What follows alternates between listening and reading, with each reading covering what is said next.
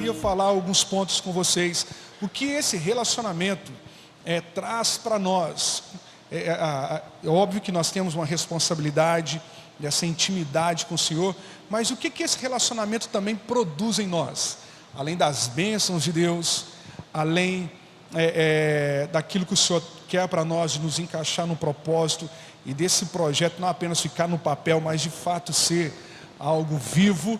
Esse relacionamento com Deus também traz algumas coisas que nós como homens achamos desagradáveis, mas faz parte. E nós entendemos que a partir desse relacionamento saudável, se estamos bem com Deus, esses momentos desagradáveis não passam até mesmo de sermos provados no ministério do Senhor. Então, esse texto que eu acabei de ler para vocês diz que o mundo nos odeia. Olha o que o texto diz. Coloca para nós novamente o texto, fazendo favor, só para a gente entender algo aqui.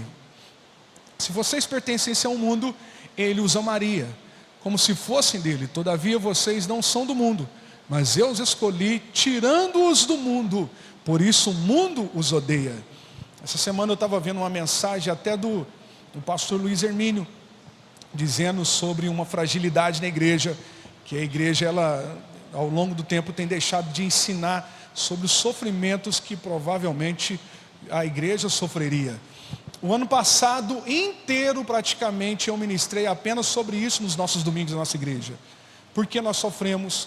Por que Deus permite o sofrimento? Por que é necessário o sofrimento? O que o sofrimento produz? O ano passado eu ministrei isso quase todos os domingos da nossa igreja. E hoje eu entendo que é esse mesmo Espírito que está agindo justamente por causa dessas situações. A igreja, ela aprendeu de um conceito religioso que se eu estou sofrendo é porque eu estou amaldiçoado.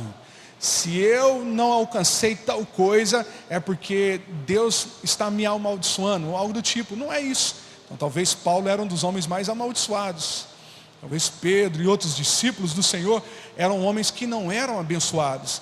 Na realidade, o nosso conceito de bênção que é errado. O nosso conceito de aprovação de Deus que é errado. O nosso conceito de sim, é isso que eu quero, de Deus, que está errado. O conceito religioso. Então, eu vendo esse vídeo essa semana, eu até falei com os meninos lá da nossa igreja, cara, a gente está ministrando isso aqui, ou melhor, ministramos isso um ano inteiro aqui na igreja. E isso é uma verdade, nós precisamos ensinar a igreja a sofrer. Eu não sei se vocês viram a entrevista aí da ministra Damares, e ela disse que o grupo que mais sofre preconceito no Brasil hoje é os evangélicos. E algumas pessoas saíram criticando, a mídia criticando, que acha isso um absurdo. Mas é de fato, vamos lá. Você já viu alguma novela dando credibilidade à igreja evangélica? Nós sempre somos motivo de chacota. Sempre tem uma piadinha por trás disso. Nas universidades nós somos motivo de chacota. Eu já falei para vocês em outra oportunidade que eu já cheguei a brigar com professores dentro da sala de aula. Por causa justamente por fato de eu ser evangélico. Eu tinha um professor que era padre, professor de sociologia. Ele ficava extremamente incomodado só em eu dizer para ele que não concordava com ele. Um dia eu disse para ele, eu não concordo com o senhor. Por vários pontos. Primeiro que o senhor não está aqui para falar sobre religião, o senhor está falando sobre sociologia. E só porque eu discordo de uma coisa do senhor, o senhor fica incomodado comigo. Mas infelizmente dentro das escolas é assim. Das universidades é assim. E a igreja, ela não sabe ainda lidar com essa situação. Algumas pessoas estão recuando porque não sabem lidar com essa perseguição. Que eu ainda acho ser muito fraca perto daquilo que ainda nós vamos sofrer. Alguns dias atrás eu estava em casa e a minha filha falou assim, papai, me ajuda a fazer um dever aqui, vamos lá, qual que é o seu dever? E de repente estava falando sobre o criacionismo e o evolucionismo. A minha filha tem 8 anos. E ela, nos estudos, a professora colocou algumas questões e tal, e a questão verdadeira era para afirmar a importância da doutrina, ou da teoria, melhor dizendo, de Darwin. Aí eu sentei com ela, falei, Sofia, olha só, aqui nesse questionamento aqui, a palavra, ou melhor, aquilo que é assertivo é a mentira, ok? Ela, como assim, papai?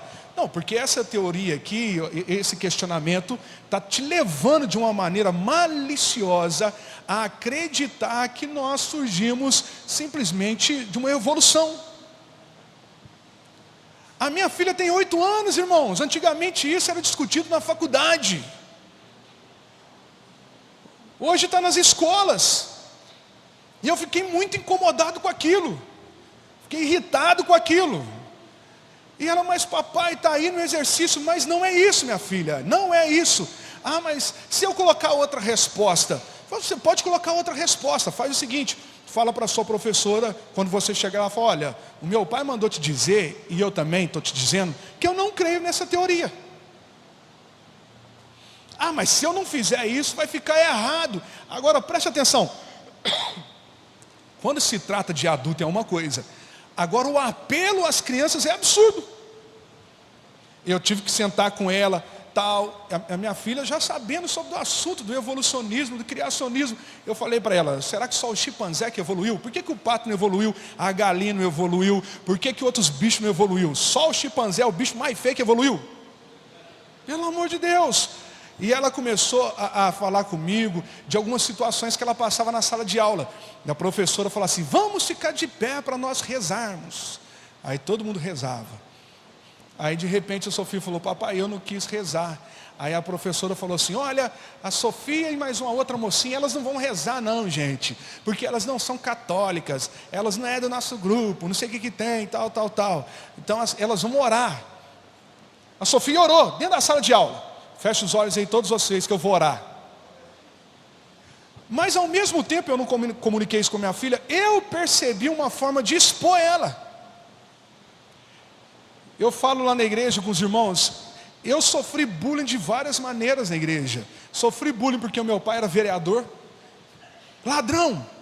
Sofri bullying porque o meu pai era pastor. Ladrão. Sofri bullying porque o meu nome é esquisito. Aí não é ladrão não, é esquisito mesmo.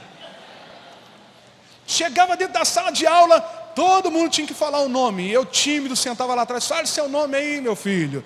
Ilquias. Fala seu nome, Ilquias. Fala alto, Ilquias. Aí todo mundo, e a professora, que nome diferente, para não falar esquisito e feio. Sofria bullying. Eu sofri bullying com um professor meu que eu tinha. Uma vez eu fui falar com ele que ele estava puxando para um outro time. Eu era capitão do time da escola. O dia que ele descobriu que eu era filho do pastor, meu irmão, tudo mudou. Tirou a faixazinha, me colocou no banco. E um dia a gente treinando, eu falei com ele, o senhor está puxando para o outro time. Ele parou o treino e falou assim, deixa eu te falar uma coisa, ladrão aqui é seu pai. Na sala de aula, no treino da educação física. Eu fiquei, cara, eu tinha uns 14 anos, eu fiquei mal com aquela situação. Eu lembro que teve uma época que o pessoal da Austrália veio para o Brasil para fazer um tour aqui no Brasil, treinar aqui no Brasil, pegar algumas coisas aqui no Brasil. E eu lembro que a gente foi jogar com a seleção de futsal da Austrália. E eu todo animado naquela semana, porque a nossa escola, a gente tinha ganhado o campeonato, e ia encontrar com eles, animado, pessoal tal, vivendo aquilo. Eu lembro que na semana do treino, a diretora ficou muito empolgada com aquilo, liberou todos os alunos para ir ver o nosso treino. E a gente, todo mundo empolgado.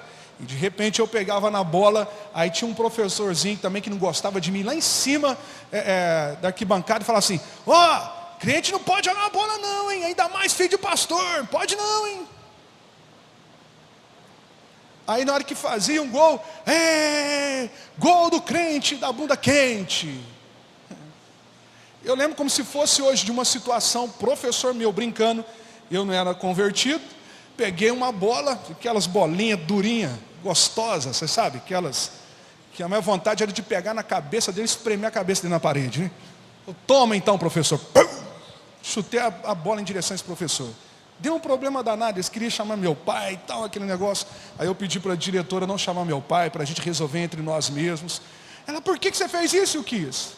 E vai falar que é porque o professor estava com piadinha. Então, sempre passei por isso, e ainda nós passamos por isso. Os seus filhos provavelmente passam por isso. A minha filha passou por isso agora na escola.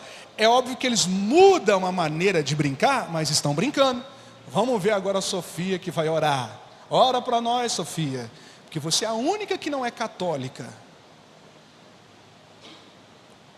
É assim. Aí o que acontece? Eu vi uma reportagem esses dias, que daqui 25 anos, os nossos jovens que cresceram dentro da igreja não serão mais evangélicos, serão ateus. 80% dos jovens evangélicos brasileiros, se continuarem nessa pegada, daqui a 25 anos serão ateus. Absurdo isso. Que é uma preocupação da igreja, de o pessoal defender a sua doutrina, defender a sua fé, mas você percebe pessoas de grupos estranhos por aí, defendendo com unhas e dentes aquilo que eles acreditam. E os evangélicos, não, porque talvez eles vão ser taxados como fanáticos, religiosos, ultrapassados. Porém, Jesus já dizia isso lá atrás para nós, dessa situação que seria atual. Agora, por que o mundo nos odeia? Justamente porque nós nos relacionamos com Deus verdadeiro. É por isso que o mundo nos odeia. A nossa vida é como um aguilhão na consciência deles. Você sabia disso? É por isso que eles nos odeiam. Um dia eu estava correndo numa esteira na academia lá em Perdões, aí de repente correndo, tal, aí os caras começaram a falar de mulheres, tal, mulher, aí tem um moço que vai na nossa igreja, ele foi e falou assim, fala baixo, ele é pastor, fala baixo. Cara, que isso, o que tem, não sei o que tem e tal. Daqui a pouco eu vi que eles ficaram incomodados com a minha presença. Porque algum falou que eu era pastor, aí o outro fez questão de fazer gracinha do outro lado. Aí começou aquelas palavras pesadas. Aí de repente eu saí, fui tomar água, fui para um outro ambiente, e eles estavam incomodados comigo. E o Espírito Santo falando comigo, a sua vida é como um aguilhão na consciência deles. Se você fala, não, eu só tenho minha esposa, sou fiel à minha esposa, pronto, acabou. Otário, os caras ficam incomodados com você. Você é um ultrapassado, rapaz, você é bobo. Eles querem que você tenha o estilo de vida deles. A gente estava comendo essa semana lá, uma costela, aí o cara, olha, a gente tem aqui um dia promocional, rodízio, e assim, e bebida à vontade. Eu falo, não bebo. Tem coca à vontade? Não, coca você tem que pagar a parte. Por uma caramba, eu não vou conseguir tomar Coca-Cola no mesmo nível que os caras bebem pinga aqui, cerveja e tal. Coca à vontade também. Você percebe que o mundo está até preparado contra nós. Na hora que eu falei para o cara que eu não bebi, como que você não bebe? Falei, eu não tenho direito de não beber, meu filho. Eu posso não beber? Você tem quantos anos? Eu tenho que beber. Eu falei, não quero beber, cara. E eu não bebo pelo fato de eu ser cristão, né? Porque eu não gosto mesmo, hein? Porque tem um monte de crente que bebe. Quem é os que bebem aí? Levanta a mão.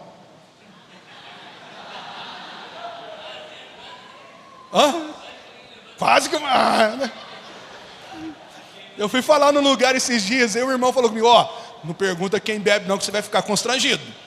Que até o pastor é pinguço, pai, arrebentou. Aí abre, né? Então preste atenção.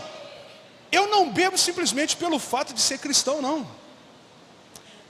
E não vamos entrar até no mérito teológico aqui não, porque tem muitos irmãos que vai começar. É isso, não pode embriagar, não pode isso. Não vou entrar nem nisso. Mas eu só falei para o cara, eu não bebo.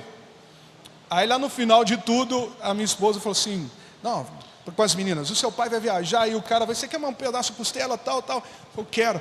Então alguém que nos indicou, foi alguém que indicou vocês, tal, que legal. Você está viajando para onde? Tentando conversar comigo. Falei, eu vou viajar para Marília essa noite, eu vou sair de manhãzinha cedinho e tal. Sei que tem, que legal, você faz o quê? Eu falei, sou pastor. Então está explicado porque você não bebe, você deveria beber. Eu falei, não, cara, não é isso não, eu não bebo porque eu não quero, porque eu não curto, cara, eu não gosto. Então você percebe que o mundo já está tudo planejado para nos excluir. O negócio aqui, o rodízio, bebida à vontade. Eu até brinquei com o cara, isso é propaganda falsa. Você falou que é bebida à vontade, Coca-Cola não é bebida não, queridão? Na hora que eu falei que não bebi, ficou incomodado. As pessoas hoje é assim, cara, eu não faço isso. Mas por que você não faz? Não, porque eu não quero fazer, caramba. Então você não é feliz, você que acha que eu não sou feliz. Eu falei lá na igreja esses dias de um diálogo que eu tive com um ateu que foi convertido da Assembleia de Deus, cara. Mas entrou na filosofia, estava fazendo filosofia na UFLA, se eu não me engano, Universidade Federal de Lavras. Aí começou, na verdade ele tinha eu ia falar predisposição, mas não existe predisposição para a homossexualidade. E o cara estava nessa. Só que na igreja ele não podia viver com isso. Aí ele começou a procurar outros tipos de ideia e de repente saiu da igreja. Aí eu estava raspando a minha careca num lugar e o cara, aí, eu fiz faculdade com ele. E aí, tava, cara, que bom te ver. Eu falei, também que bom te ver, como é que você está? Todo munhequento, estou bem, e você? Aí sei que tem. Ai, o que? Você está grandão? Eu falei, o cara já começou a quebrar demais. Eu falei, meu Deus do céu. Aí eu falei, rapaz, vamos lá. Cara, você está indo na igreja? Ai, não estou indo não. Infelizmente não estou indo não. Ah, não dá para mim não. Ô, cara, vamos ser sinceros, né? Esse negócio de Deus é ultrapassado. O cara começou a querer me converter ao ateísmo. E ele falou assim, não, e pode ficar tranquilo, não precisa nem orar por mim, eu sei como é que vocês fazem, até porque eu nasci lá, né? Ora, jejua, coloca o nosso nome nisso, naquilo, que não precisa não, eu estou vivendo o melhor momento da minha vida, estou muito feliz, amiga. Opa, amiga não, amigo, né? Aí de repente, conversando com ele, ele começou a dizer, cara, é muito bom não viver debaixo de regras. Aí eu falei, cara, você conhece a Bíblia, e eu não vivo debaixo de regras, eu tenho responsabilidades, é diferente. Ah, tem regras sim? Não, claro que não. Paulo não fala que tudo lhe é lícito. O que ele está dizendo? Tudo lhe é permitido, cara, mas nem tudo lhe convém. Dentro da igreja também tem gente que adere a essas ideias suas. Ele publicamente ele não fala, mas quando dá oportunidade para ele dançar, ele solta a franga. Não é assim? Então aí ele começou a dialogar comigo e disse para mim, você é feliz nisso? Você é feliz naquilo? Cara, eu sou feliz com a minha esposa, sou feliz com as minhas filhas, eu saio, curto, brinco demais, sonho, tem realizações de sonhos na minha vida, é muito bom. Aí de repente, ele começou a dizer assim para mim, você não sabe o desperdício que é ficar dentro da igreja, e com Deus, esse negócio de religião. E a gente discutindo, de repente, eu disse assim para ele, então vamos lá. O que eu teria perdido se no final de tudo você estivesse certo com o seu ateísmo? Você vai perder tudo. Tantas festas que você não vai, tantos lugares que você não vai, tantos prazeres que você não tem. Aí de repente eu disse para ele, mas que tipo de festa? Eu vou nas festas que eu curto aí. Não, mas tem essa, não, mas essa festa para mim eu não curto, eu que não curto. Não é a religião que diz para mim não ir, não, é eu que não gosto, cara.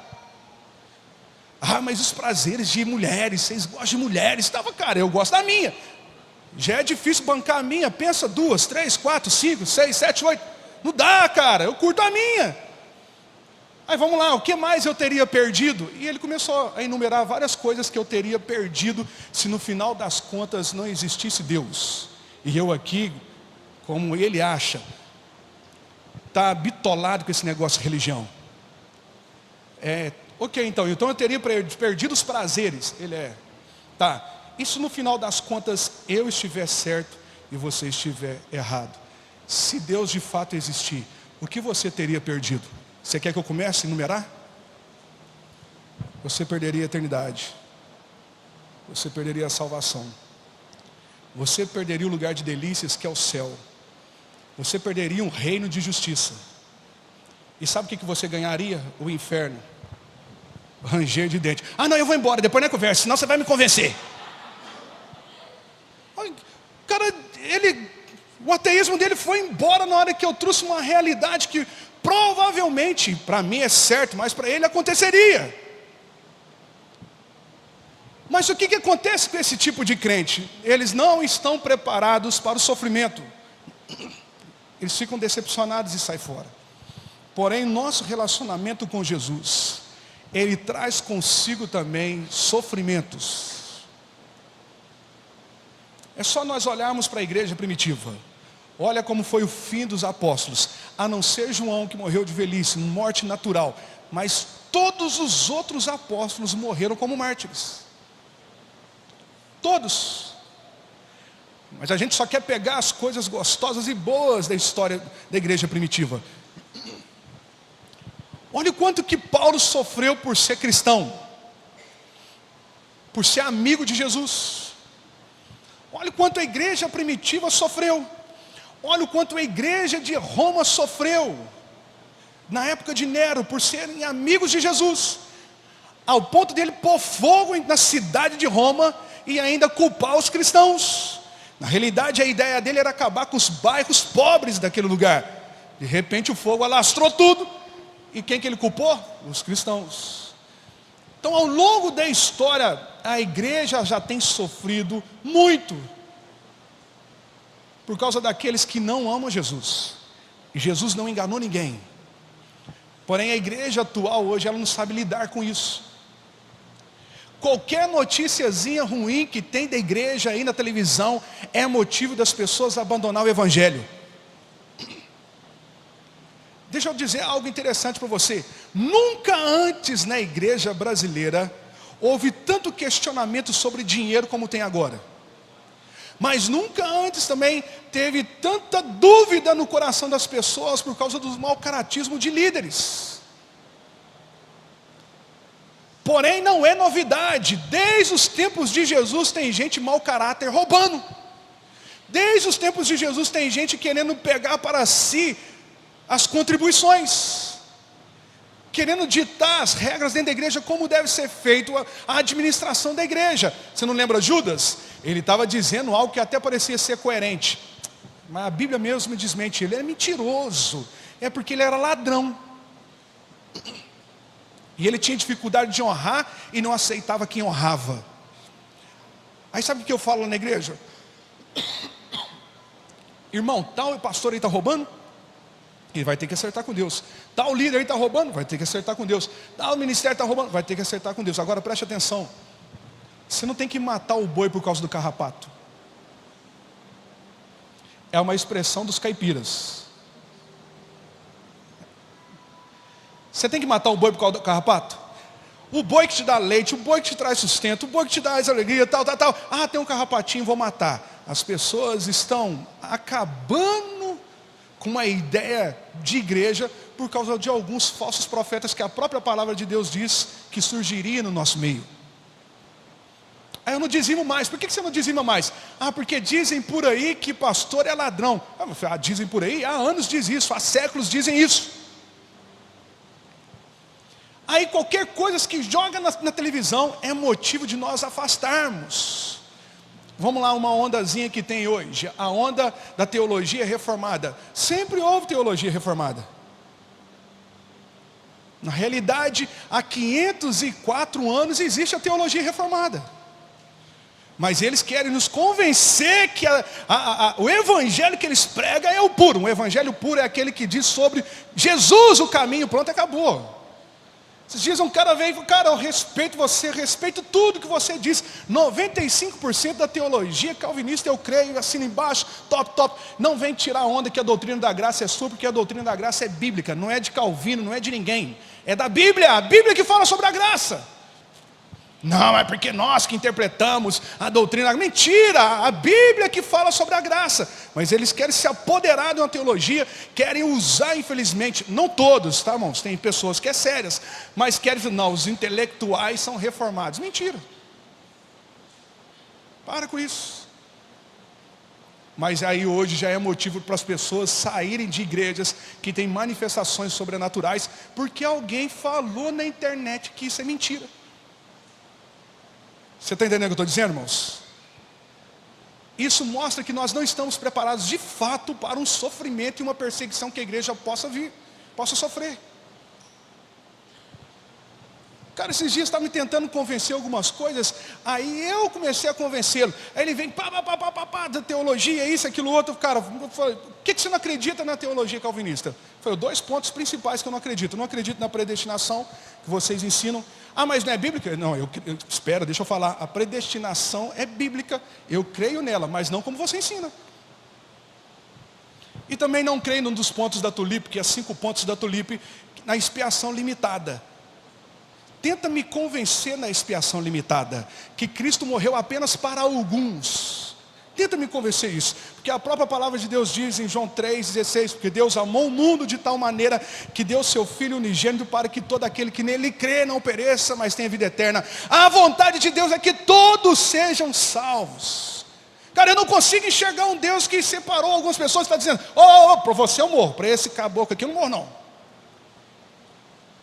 Mas quer me convencer, e a ideia do diabo dentro disso, irmãos, eu respeito, mas a ideia do diabo dentro disso é dividir o reino. E o próprio Senhor Jesus disse que um reino dividido não subsistirá. Não, você não crê com essa doutrina aqui? Beleza, fica quietinho, vai para uma igreja tradicional, fica lá de boa. Fica lá tranquilo. Você não fala em línguas estranhas porque é um dom mesmo. E Paulo diz que você tem que buscar os dons. Fica quietinho lá. Eu não creio no milagre, dom de milagres, de maravilhas de milagres. Beleza, é um dom, você tem que buscar. Fica quietinho lá. Eu não creio em profecia. E o próprio apóstolo Paulo disse que ele queria que todos profetizassem. Mas se você não crê, fica quietinho lá. Agora não vem para uma igreja pentecostal, uma igreja do fogo, uma igreja que crê, que é continuista, e querer ditar as regras aqui não, ou ir para a rede social, ou tentar querer dividir o reino, que aí o problema seu não é com pastor, não é com ministério, não é com instituição, mas é com o dono do reino, o rei. Aí o problema é mais sério. Mas por que está acontecendo isso? Porque nós somos de fato uma geração fraca. E quando de fato chegar a perseguição, irmãos, aí o bicho pega. Quando nós começarmos a ver pastores presos, quando nós começarmos a ver nossos filhos sendo expulsos de escolas, porque eles não estão abraçando a ideia de alguns professores, quando você começar a ver seus filhos sofrendo humilhações de amiguinhos, de colegas, porque ele é crente, e isso não está longe de acontecer. Quando você vê a televisão o tempo inteiro estimulando o seu filho a experimentar uma vida contrária na sexualidade dele, e a normalidade ser anormalidade. Cara, preste atenção, eu estava numa conferência essa semana passada, semana retrasada, e uma moça estava dizendo assim: pastor, eu tenho algo para te dizer. Na minha sala nós somos 40 moças, 40 pessoas, 80% são mulheres. E ela disse assim: apenas 2 moças dentro da sala de... A menina tem 15 anos. Apenas 2 moças dentro da sala de aula são hétero. Eu quero que o senhor ore por mim. Por quê? Porque eu estou sofrendo uma perseguição terrível dentro da minha sala, com as minhas amigas, e piadinha até mesmo que vem da direção de professores, porque eu não quero beijar na boca de mulher.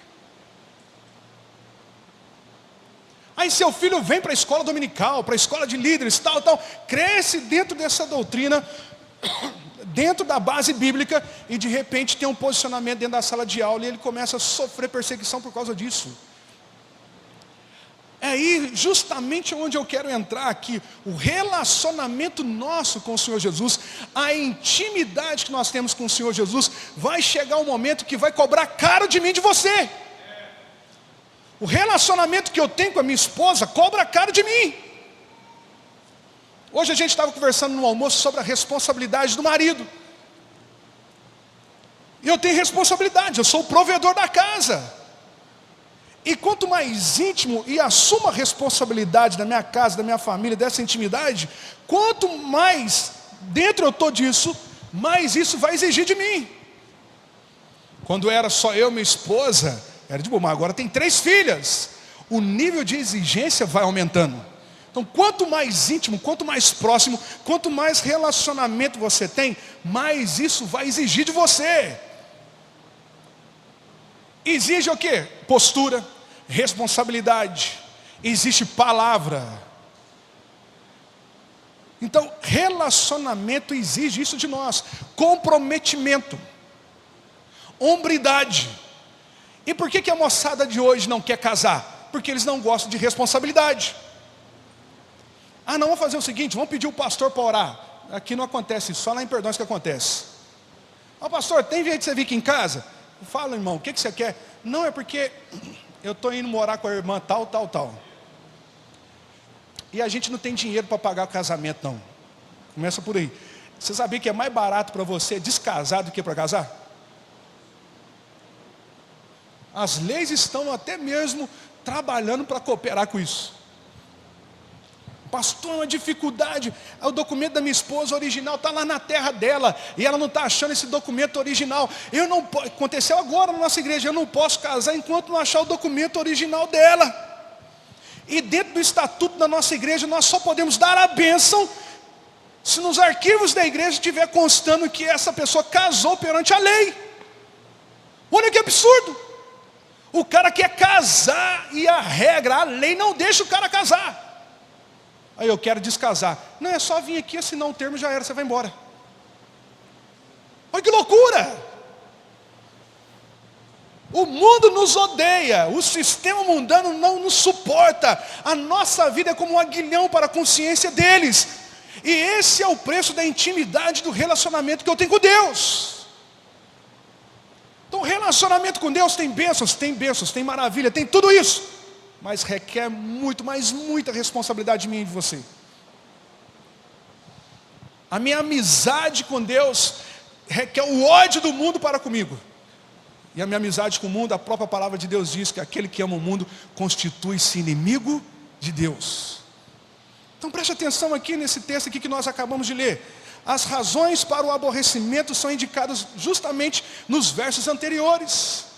Se você for folhear aí, eu não vou agora colocar aqui, porque senão a gente fica aí o tempo inteiro. Mas lá no verso 4 fala sobre os dar frutos da justiça. Frutos da justiça incomodam as pessoas. Nós estamos no país que tem frutos de justiça?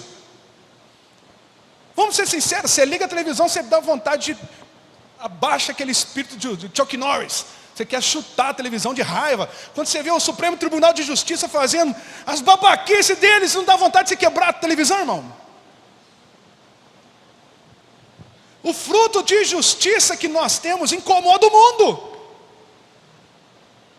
Quando a gente está defendendo alguém que ainda não está andando, mas já existe um fruto de um relacionamento amoroso. Palhaçada, ficar defendendo alguém que nem nasceu, tal. Você fala do aborto hoje, nego quase te bate. Na hora que você entra no senso de justiça, no fruto de justiça, mas você não acha que é justo isso? Mas você não quer engravidar, tem tantas maneiras de você não engravidar.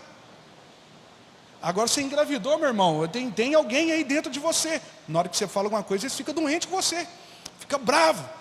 É por isso que o mundo nos odeia, por causa do nosso senso de justiça, por causa dos frutos de justiça que nós temos. Lá no verso 5 também diz, a demonstração desses frutos. A demonstração desses frutos irrita eles.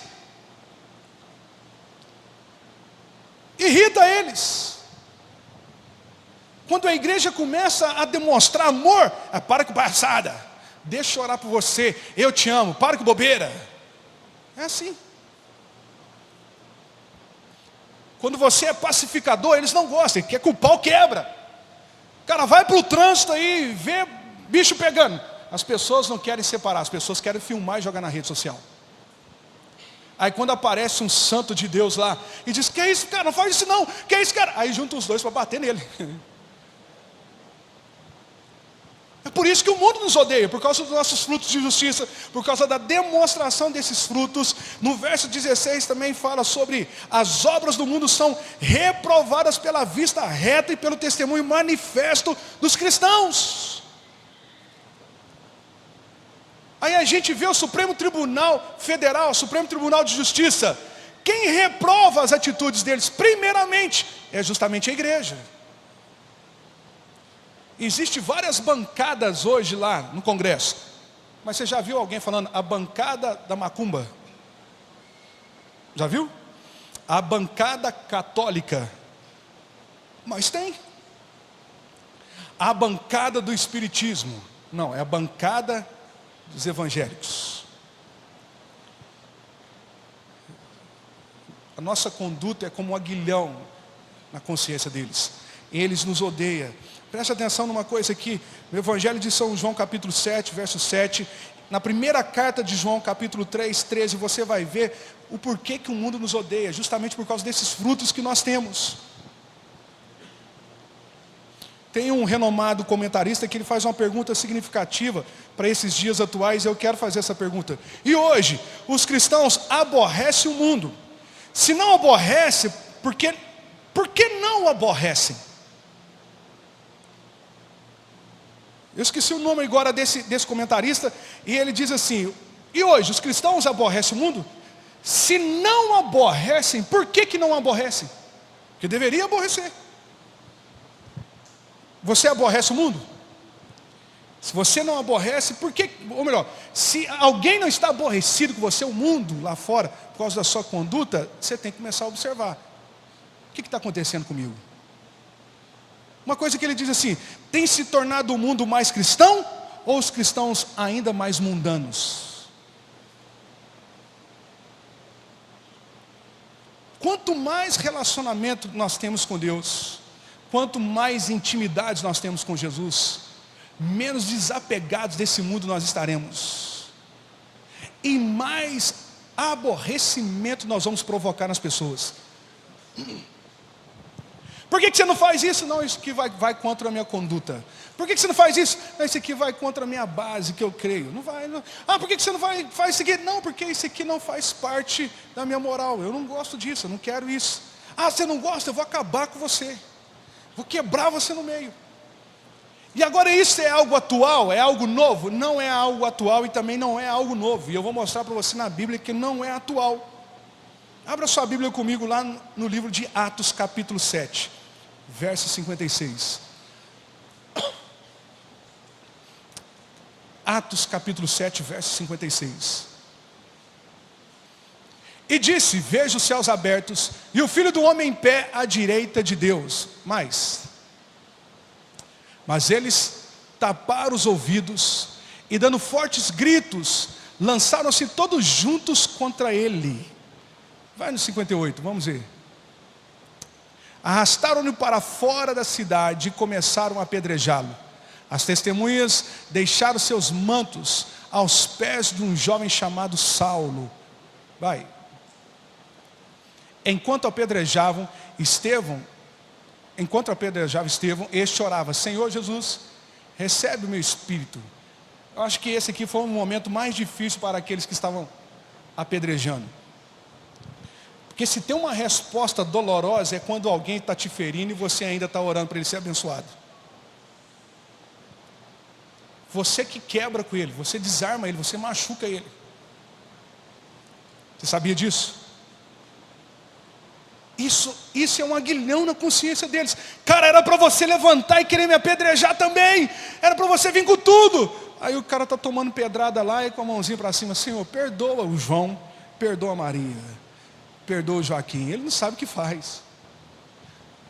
Com mais ódio ele ficava. E você sabe que o ódio ele vai se intensificando com o passar do tempo. Então não é novo o mundo nos odiar. O mundo já nos odeia há muito tempo. O mundo já nos suporta há muito tempo. Você não lembra de Noé há 5.000 anos atrás, 6.000 anos atrás? É o louco que estava fazendo uma arca. Debochavam dele, daquilo que ele acreditava. Agora preste atenção: quanto mais íntimo, quanto mais eu tenho desse relacionamento com Deus, mais experimentarei coisas maravilhosas, como os céus abertos, a manifestação do poder de Deus, uma visão celestial. Isso é maravilhoso, mas isso também vai provocar algumas coisas que eu e você temos que estar preparado. Quanto mais íntimo de Deus você estiver, e quanto mais relacionando você estiver com o Senhor, mais oposição dos incrédulos você vai ter. Olha o texto.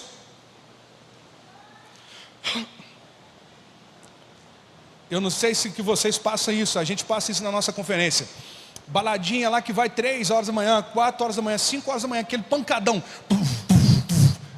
Não dá polícia, não dá nada. Vai a igreja soltar o sub para ver. Vai. O vizinho fala: eu estou esperando um pastor aqui que eu vou matar ele aqui na hora que ele sair. A polícia, a gente tem uns policiais na igreja lá e fala: ô pastor, Todo culto de domingo à noite é alguém ligando, enchendo o saco. Em outros eventos não enche o saco. No fundo da igreja tem uma galera lá que faz um funk, um churrasco lá, arrebenta a noite inteira. Não tem problema, mas se a igreja fizer, começa a dar problema. A gente está fazendo os cultos na rua lá todo sábado. Aí esses dias mandaram um recado para mim: fala para o Euquias lá que não tem alvará, não tem isso, não tem aquilo, não sei o que tem. Na realidade a gente está fazendo um momento só de louvor, juntando a galera, um louvor, alguém que conta testemunho e vai embora, dispersa. Alguém já está incomodado porque não pediu alvará, porque não fez isso, porque não fez aquilo, não fez aquilo outro. Quando a galerinha senta para cheirar cocaína, para fumar maconha, para prostituir: oi gente, tudo bem com vocês? Só estou passando aqui para dizer para vocês que eu estou na área. Quanto mais íntimo de Deus você é, quanto mais saudável é esse relacionamento, mais você provoca ira nos incrédulos. Eles não suportam, irmão. Eu não sei se você já teve essa experiência de em algum lugar você manifestar a sua crença, a sua fé, e o olhar das pessoas incrédulas para você. Eu estava no aeroporto esses dias com um fone, tal, aí eu estava ouvindo uma música do Davi Sasser.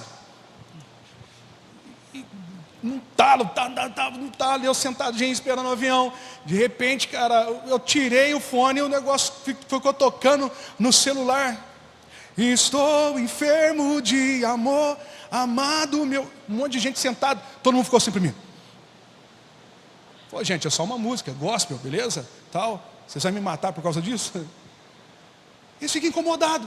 Você põe um funk do Satanás, do capeta, dos infernos, do quinto dos infernos, ninguém fala nada. Quanto mais você demonstrar desse relacionamento, mais você vai provocar oposição dos incrédulos. Não te suporta. Não te querem por perto. Você vai jogar bola com uma moçadinha que não é convertida. De repente, algumas ações suas vai incomodados.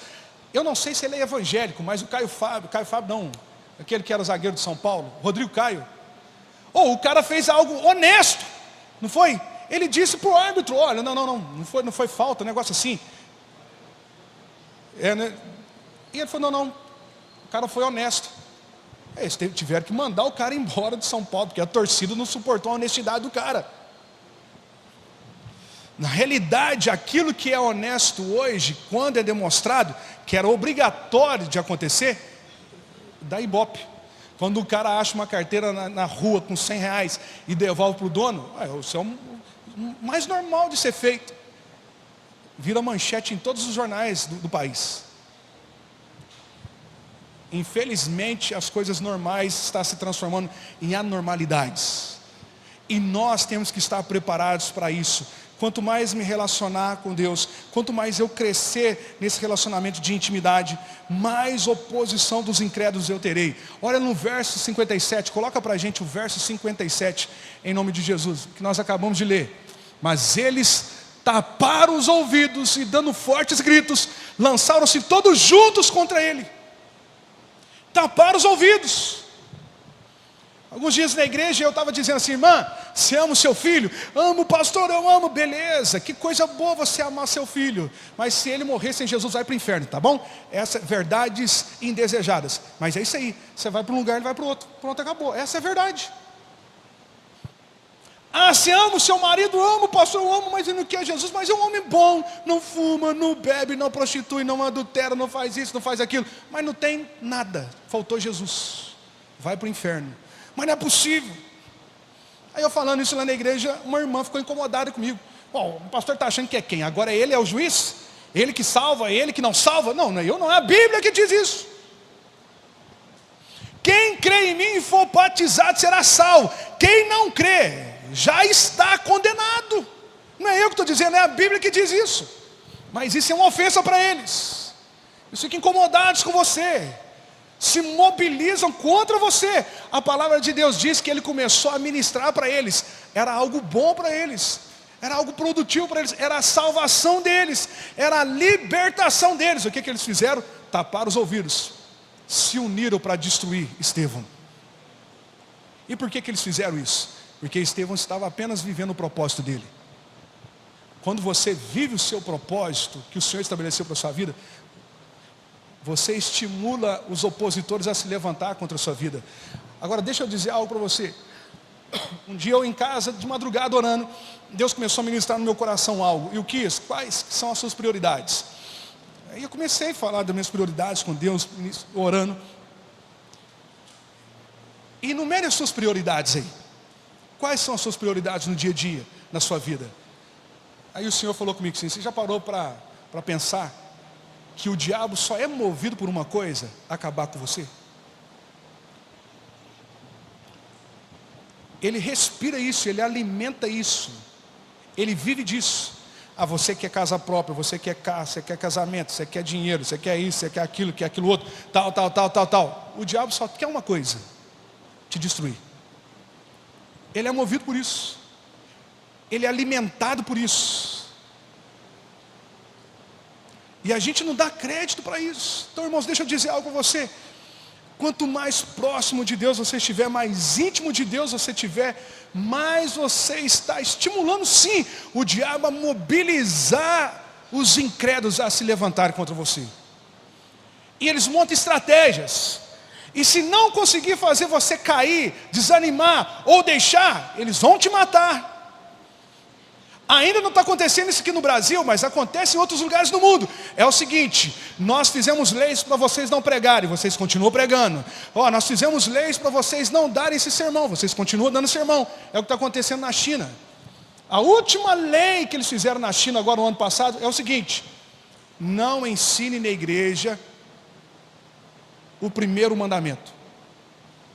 Virou lei na China: amar a Deus acima de todas as coisas. 90% das igrejas fecharam. Só ficou as igrejas históricas, que as igrejas históricas vão abraçar a ideia do governo. Agora, como que uma igreja não pode pregar o primeiro mandamento e mais importante mandamento, que é amar a Deus acima de todas as coisas? Porque nesse governo comunista na China, você tem que amar acima de todas as coisas o governo. Mudamos a lei e ainda não está funcionando? Eu não sei se vocês viram agora a notícia, umas 2 semanas atrás, uma das maiores igrejas na China, eles fecharam ela, lacraram ela. Eles vão fazendo leis, para nos anular, para nos afastar, para nós negarmos a Jesus, até chegar um momento que eles falam: não tem jeito com você, eu vou te matar, eu tenho que acabar com você. Agora, algo que eu estava falando com o Lucas lá no hotel agora, na hora que a gente estava vindo para cá. O que o diabo pode fazer contra uma igreja que ela está até disposta a morrer pelo seu propósito? Nada. Como é que vai mexer com esse povo aí? Você cria leis, eles não estão nem aí para as leis. Você fala que vai matar eles não estão nem aí para morrer. Você fala que vai limitar, eles não estão nem aí. Se fecha as igrejas, eles vão para a rua. Se você fecha as ruas, eles vão para as montanhas. Se você vai para as montanhas, eles vão arrumar um lugar para adorar a Deus. Eles não têm jeito com esse povo. E eu vou deixar aqui bem claro para você: faça uma leitura das coisas. E não entra na ondazinha de teologia. Eu creio muito que a igreja, ela vai desfrutar de coisas maravilhosas. Porém, nós vamos ser sim perseguidos. Nós passaremos por momentos difíceis como igreja. Porém, temos que ter esse conceito: se nós estamos com Jesus, quem tem Jesus tem tudo. Nós não precisamos de mais nada. Quanto mais perto de Deus você estiver também, mais excluído você vai estar das pessoas e do mundo. Olha o verso 58, coloca o verso 58 para nós. Verso 57 a gente fala sobre a oposição dos incrédulos. No verso 58, arrastaram-no para fora da cidade e começaram a apedrejá-lo. Eles querem nos excluir. Eu lembro quando eu estava na faculdade, eles faziam grupozinhos lá no WhatsApp, às vezes faziam algumas coisas, de repente eu via lá no grupo assim: alguém te tirou, saiu. Sempre me tirava. Aí um dia uma moça que até era convertida estava: cara, vocês não me deixam eu 5 minutos no grupo. Não, porque a gente já sabe que você vai até irritar os outros. Não ia irritar, só porque eu ia falar que não ia. O que vai ter na festa? Ah, vai ter cerveja, vai ter isso, vai ter aquilo. Ah, não, então não vou não, gente, obrigado. Só isso já é motivo de briga, de ofensa. Quanto mais perto de Deus você estiver, quanto mais relacionamento íntimo você tiver com Ele, mais o mundo vai te excluir. No seu trabalho é assim. Seus amigos vão fazer isso. Os meus melhores amigos que eu cresci com eles na igreja, eles não suportam ficar perto de mim hoje. Não suportam. Ah não, Yukias, não fala com o Yukias não, pelo amor de Deus. Quando eu estava na faculdade, um colega meu aprontou uma coisa lá terrível, e nós nos considerávamos amigos. E de repente eu não estava nesse momento que esse cara casado aprontou. Aí ele chegou perto dos outros e falou assim, aqui gente, vocês viram o que eu fiz aí e tal, mas pelo amor de Deus, cara, não fala com o Yukias. Não fala com ele. Agora vamos fazer combinar algo com a gente aqui. Não vamos chamar o Yukias para isso não, pelo amor de Deus, que não vai dar certo. Saiba que quanto mais intimidade você tiver, mais as pessoas vão te excluir. Vão te chamar de beata, vão te chamar de louco, de fanático, de radical, mas não tem problema. Não tem problema. A Bíblia mostra isso para nós. E ainda diz, as testemunhas deixaram seus mantos aos pés de um jovem chamado Saulo. Excluíram ele. Agora preste atenção. Quanto mais perto de Deus e íntimo de Deus você estiver, mais acusação você vai sofrer. Mais acusação. A palavra de Deus diz que eles tiraram os mantos. Eles fizeram um esforço para destruir aquele homem, para humilhar aquele homem. Eu não sei se vocês sabem disso, mas a túnica naquela época era representativa de autoridade e honra. Eles tiraram a túnica dele justamente para desonrá-lo, para humilhar. E é assim que o mundo faz. Você já percebeu quando você erra um pouquinho só como é que as pessoas fazem? Você não dá boa tarde para a pessoa, porque você não viu. Tem crente aí que não dá boa tarde. Tem uns irmãos aí que é assim, aquilo outro. Não ajuda ninguém, não faz isso, não faz aquilo. Para te expor ao ridículo. Se você deixar de pagar uma conta que era para ser pago no dia 10, você foi pagar no dia 15, tem vários outros cabeção lá naquela empresa que não fez isso. Mas o cara vai fazer questão de falar, e é crente ainda. É assim ou não é, gente? É assim. Eles vão fazer esforços para, infelizmente, nos destruir. Fazer esforços para nos tirar a honra. A obstrução que existia, que não permitia fazer o trabalho, ou melhor, obstruí-lo de fazer aquilo que o Senhor queria. Nós não podemos permitir esse cara continuar pregando, não podemos permitir ele continuar no nosso meio com essa conduta de vida. Isso aí é um aguilhão na nossa mente. A vida dele que estava apedrejando aqueles homens. Então eles preferiram matá-lo. Agora deixa eu dizer algo para você aqui. A sua vida provoca uma revolta nos incrédulos, ao ponto dele querer não estar mais perto de você? Mas pastor, ele deveria estar perto de mim. Ok, quando eles não tampam os ouvidos e ouvem a verdade que você está carregando. Agora, se eles tampam os ouvidos e não querem ouvir a verdade que você está carregando, eles têm que estar longe de vocês. Cara, você sumiu, por que você sumiu? Ou a sua vida simplesmente não provoca reação nenhuma nas pessoas. Nós, como discípulos de Cristo, nossa vida deveria provocar uma reação ao ponto das pessoas querer conhecer o Deus que nós servimos. Se a sua vida não provoca isso nas pessoas, é porque você ainda não entendeu o propósito pelo qual você nasceu. A vida desse homem provocava ira nas pessoas. A vida dele irritava as pessoas. No verso 59 fala da humilhação. Olha lá no verso 59, coloca para a gente. Enquanto apedrejava Estevão, este orava: Senhor Jesus, recebe o meu espírito. Eles queriam humilhá-lo. O que representa ser morto por pedradas? Se você for pegar os estudos das regras da lei judaica, a mulher que era pega em prostituição, ela morria apedrejada. A mulher que era pega em adultério, morria apedrejada. Então a morte pelo apedrejamento era um ato de humilhação. Humilhar. Você já viu que tem pessoas que eles fazem questão de te humilhar só porque você é crente? Fazem questão de te humilhar.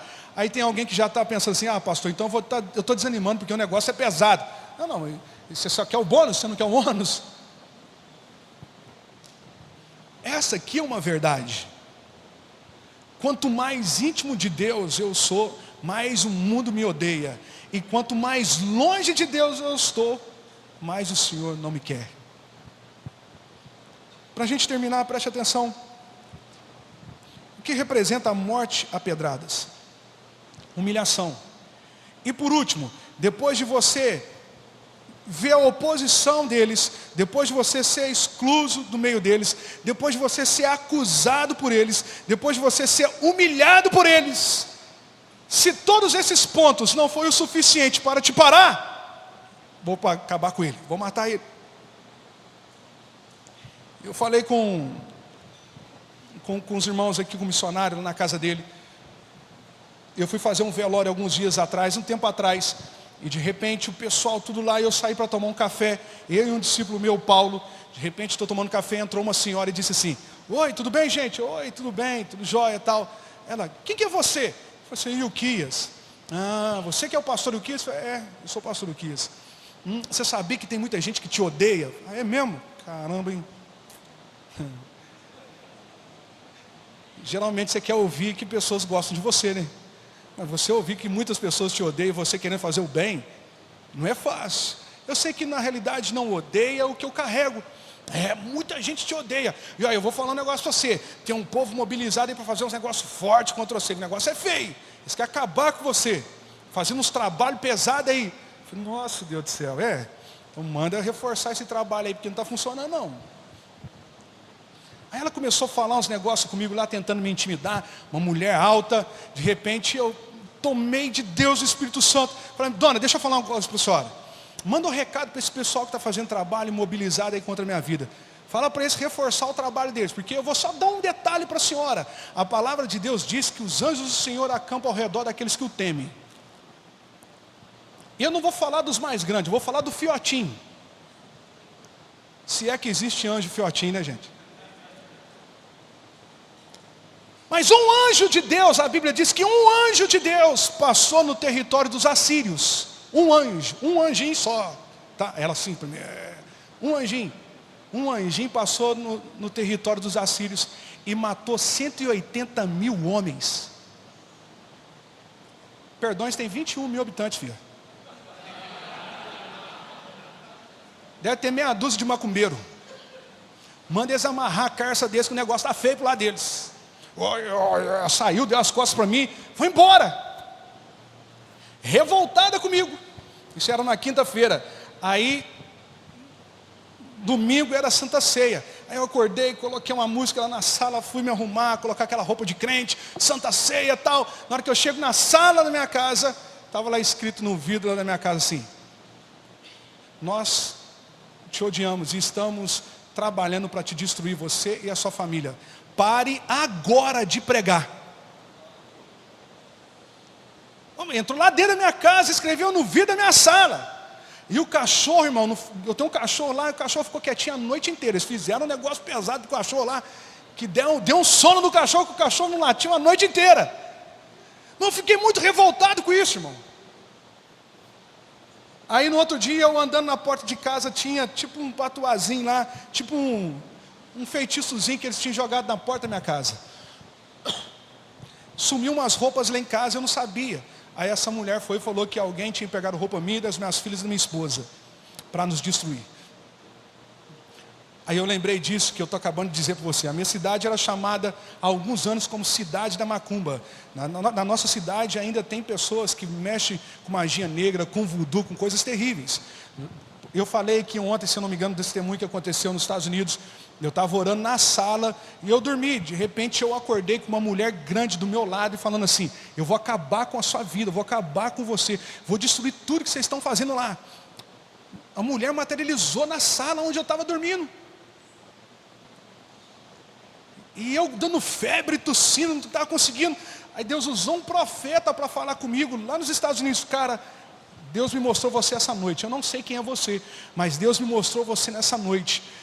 Você é do interior, de uma cidade pequenininha. Você se relaciona com líderes. Eu sou líder do conselho de pastores na cidade. Lá na sua cidade tem uma bruxa velha que pessoas de vários lugares procuram ela. E eu estou te dizendo algo porque apareceu alguém para você lá na sala, começou a falar tudo. Rapaz, eu comecei. E olha, Deus está dizendo que está tocando na sua saúde agora e está te fortalecendo, porque até nisso o diabo queria pegar você, para te matar, acabar com você. Começou a falar, eles enterraram magia negra nas entradas da cidade. Eles querem acabar com a igreja. E eu lembrei justamente disso que eu estou falando com vocês aqui. Quanto mais íntimo, próximo de Deus você está, mais oposição você vai ter, mais as pessoas vão te excluir, mais acusação você vai ter, mais humilhação você vai sofrer. E no final de tudo, eles vão querer te matar. Agora eles podem até te matar, mas a sua mensagem vai ficar. Você está entendendo o que eu estou dizendo? Eu não me importo que eu morra. Eu me importo que aquilo que eu estou ensinando venha brotar no coração de alguém.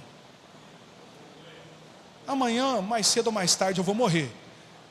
Mas o evangelho que eu estou pregando para alguém vai ficar. Sabe o que é o problema das pessoas aí lá fora no mundo? Eu ouvi um testemunho do missionário esses dias que me chamou a atenção. Ele disse assim, sabe qual que é o problema de vocês? Porque vocês querem queimar igrejas. Vocês querem queimar templos. Vocês querem queimar missionários. Mas tem uma coisa que vocês não podem queimar e apagar, que é o testemunho que nós damos sobre Cristo Jesus. A igreja não se acaba com ela fechando ela. A igreja só se acaba com ela quando ela deixa de pregar. Por isso que o diabo não quer que você pregue. Por isso que o diabo não quer que você manifeste a glória de Deus que existe em você. Por isso que às vezes ele quer te expor, te envergonhar, te amedrontar. Não fala que você é crente não. Ele quer fazer isso. Porque a única maneira do diabo parar a igreja é fechando a boca dela. Então bata a mão de um homem santo nas costas de alguém que está ao seu lado e fala assim, você tem que pregar, vaso. Em nome de Jesus. Para nós terminarmos, preste atenção.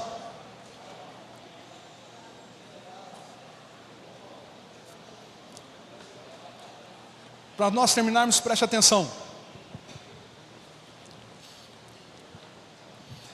Quando nós lemos lá no livro de Timóteo, aonde Paulo fala sobre o casamento, e ele faz uma analogia da igreja e de Jesus com o marido e a esposa, ele deixa algo muito interessante ali. Ele fala que maridos, amem suas esposas como Cristo amou a igreja. E como que Cristo amou a igreja? Morrendo por ela. Ali deixa um exemplo maravilhoso para nós também.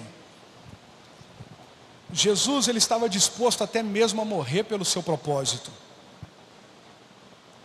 Por isso que eu disse aqui hoje de manhã ou ontem à noite, Jesus, ele nasceu sabendo da cruz. Agora, você já imaginou? Jesus era o que, irmãos? Marceneiro. É isso ou não era? Ele trabalhava com madeiras. Eu creio que Jesus, em algum momento, ele deve ter ajudado o pai dele ou ele mesmo ter fabricado cruzes. Agora, já pensou Jesus fabricando uma cruz? Porque era algo natural, morte de cruz naquela época. E ele sabendo que daqui a pouco ele que deveria subir numa. Está lá ele, passando no esquadro, tudo direitinho, arrumando a cruz tal, e de repente, o diabo soprando, daqui a pouco é você. Sabe o que eu estou querendo dizer? Nenhum tipo de artifícios que o inferno fez para parar Jesus foi capaz de pará-lo. Nenhum tipo de artifício. Paulo diz, sede meus imitadores assim como eu sou de Cristo. Você vê Paulo em algum momento amedrontado diante do propósito de Deus para a vida dele? Não. Que sejamos como Jesus, que sejamos como Paulo, que nenhum artifício do inferno venha ser capaz de paralisar aquilo que Deus quer para a nossa vida. Se o diabo não conseguiu nos intimidar até mesmo com a morte, que resultado haverá nisso? Glória, honra, poder, manifestação de Deus. Por isso que as igrejas que mais crescem hoje no mundo, não é aqui no Brasil não. Por mais que alguém ache que nós estamos vivendo um avivamento, não. Os lugares que mais tem avivamentos no mundo é na África, na Nigéria, onde eles estão queimando igrejas inteiras. Esses dias eu vi uma cruzada lá, eles estavam batizando 2.000 pessoas e mais de 50.000 pessoas aceitando Jesus na outra cruzada na noite. Pessoas andando 40 quilômetros para ir para uma cruzada. O pastor Eliatan convidou minha esposa, a irmã dele, para ir agora no final do ano para a África. E um ano que vem para mim ir com ele. Eu falei, o Cris, se você for, mano, prepara. Eu falei, por quê, mano? O negócio é o seguinte, lá não existe cultozinho de 2 horas, não. Os cultos lá é 6 horas. E lá não tem transporte público, não. Tem gente que anda 10 quilômetros no meio da mata para participar de culto. Boko Haram vindo atrás para queimar as igrejas, para matar famílias. E eles não estão nem aí para isso. Quem pode com uma igreja dessa? Que está disposta até a morrer pelo seu propósito. Jesus, ele morreu pela sua missão. E o que você está fazendo com a sua missão? Você pode ficar de pé para nós orarmos?